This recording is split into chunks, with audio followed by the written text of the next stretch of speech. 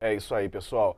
Vamos falar agora um pouco sobre esse primeiro ano do governo Lula em específico, né, sem fazer comparações, mas comparando com o início do governo, né, a imagem que o governo queria passar. Porque apesar de ter feito acenos, o presidente Lula acenou para segmentos, né, diversidade, mas esses setores, quer dizer, a área que engloba, né, a diversidade, negros, negras, mulheres, pessoas com deficiência, pessoas indígenas, enfim, esses segmentos saíram perdendo em disputas do primeiro ano do atual presidente. Lula tomou posse, você está revendo aí a imagem, subiu a rampa da presidência com representantes da sociedade, como eu disse, negros, trabalhadores, pessoas da classe trabalhadora, né, pessoas com deficiência, mulheres, indígenas, crianças, tudo isso para simbolizar a representatividade que a nova gestão, teoricamente, levaria para dentro do governo. Para além disso, o governo também trouxe ao Palácio e em discursos feitos pelo presidente a defesa de pautas progressistas, pautas de esquerda, mas essas questões ficaram em segundo plano nesse primeiro ano do atual mandato. Um exemplo são as indicações para o STF, né? Havia uma forte campanha para uma mulher negra para a vaga da Rosa Weber, foi indicado o Flávio Dino, mais um homem, né, que se autodeclara pardo, mas de qualquer maneira mais um homem no Supremo Tribunal Federal. Na sua avaliação, Josias, politicamente Lula sai perdendo diante disso, sai ganhando, ou isso não reflete necessariamente na imagem política do presidente? Há um reflexo na imagem do Lula, não tem nenhuma dúvida, né?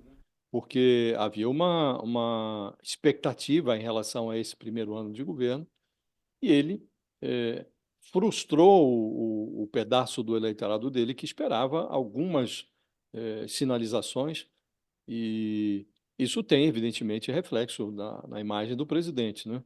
Eh, o Lula foi eleito com os votos do conservadorismo civilizado e ele prometeu pacificação e reconstrução. Sabia-se que ele não eliminaria o ódio da conjuntura do dia para a noite. O 8 de janeiro mostrou que as raízes do bolsonarismo neandertal elas são mais profundas do que se imaginava, né? Mas ninguém esperava que, além de deixar a ultradireita indignada, a, a reedificação do Lula, ou prometida pelo Lula, fosse decepcionar no primeiro ano, justamente aquele pedaço da esquerda representado pelas 6 pessoas que subiram a rampa junto com o presidente uma semana antes da invasão golpista, né? E o Lula caprichou na pompa quando ele sancionou a lei que multa empresas que pagarem salários menores a mulheres que exercem as mesmas funções que os homens. E depois ele tropeçou nas circunstâncias, colocando 3 mulheres no olho da rua para acomodar homens do Centrão dentro dos cofres do turismo, dos esportes e da Caixa Econômica Federal. Por decreto, o Lula instituiu cotas para negros em cargos de chefia na máquina federal. Depois houve uma reportagem da Folha que mostrou que a meta prevista no decreto já estava superada. E o Lula teve 2 oportunidades para atender aos apelos da sua base eleitoral, movimentos sociais, movimentos de defesa da causa negra. Ele teve 2 oportunidades para acomodar uma mulher negra no Supremo Tribunal Federal. Nomeou 2 homens, o branco Cristiano Zanin e o autodeclarado pardo Flávio Dino. Conseguiu, inclusive, reduzir a presença de mulheres no Supremo, né? Havia 2, com a saída da Rosa Weber, ficou só uma, só a Carmen Lúcia. O cacique Raoni, um desses brasileiros que subiram a rampa com o Lula no dia da posse, ele tentou se encontrar com o presidente um par de vezes para conversar sobre o marco temporal da demarcação de terras indígenas. Os vetos do Lula ao projeto de lei que contraria os interesses indígenas, os vetos foram derrubados no Congresso com o voto do ministro da Agricultura do Lula, o Carlos Fávaro, que saiu e entrou no cargo de ministro para votar, e o Raoni não conseguiu ser recebido no Palácio do Planalto. Então, tem certas sinalizações que o Lula não conseguiu emitir nesse primeiro ano. Ele mesmo, numa live, num desses programas aí, conversa com o presidente, ele diz que até a Janja está insatisfeita. Ele revelou lá que a Janja o pressiona pela presença de mulheres no governo. Num encontro eleitoral do PT, ele disse, olha, nós não conseguimos mais ter o voto da base sindical do PT. Um operário, na expressão do Lula, um operário que ganha hoje mais de R$ 8.000 já não vota no PT.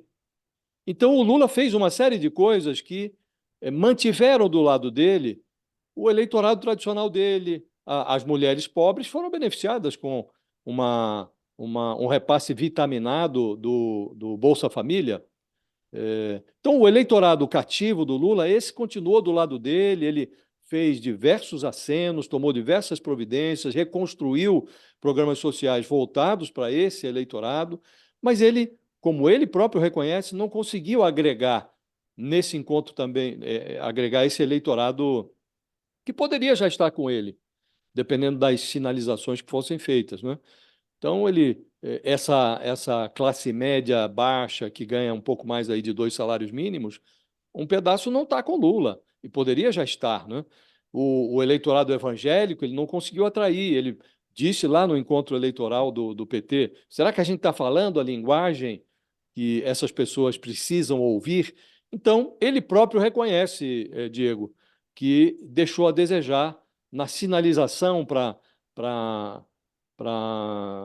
esses eleitores que ainda não estão com ele, que poderiam estar, e acho que ele, desse ponto de vista, embora tenha feito um governo que é visivelmente melhor do que o do Bolsonaro, estamos falando de um governo que está aí com, no primeiro ano, desemprego menor, inflação cadente, taxa de juros caindo. Então, todo o cenário econômico melhorou nesse primeiro ano do governo Lula, mas ele não conseguiu fazer as sinalizações que deveria, mesmo para esse eleitorado que é mais à esquerda e que não precisaria estar decepcionado com ele nesse primeiro ano, Diego.